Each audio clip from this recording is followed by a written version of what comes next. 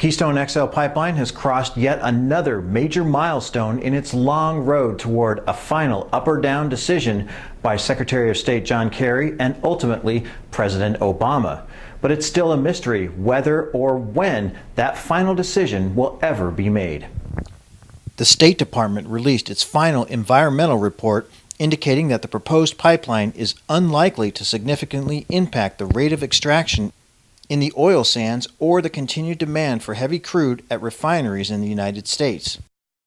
The project has been debated for 5 years in the United States. It would carry tar sands oil from Alberta, Canada through the middle of the United States, eventually connecting with the existing Keystone pipeline that reaches the Gulf of Mexico. Even before the State Department document was released, the White House was quick to caution against reading too much into the announcement. As a reminder, I would note that when that document is released, it does not or will not represent a decision, but rather another step in the process. Now that the State Department environmental study is complete, the next step is for Secretary of State John Kerry to decide whether the project is in the national interest. But first, another public comment period on the environmental report is in the works, pushing Kerry's decision at least a few months down the road.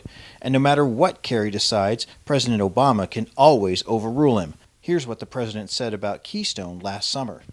Allowing the Keystone pipeline to be built requires a finding that doing so would be in our nation's interest.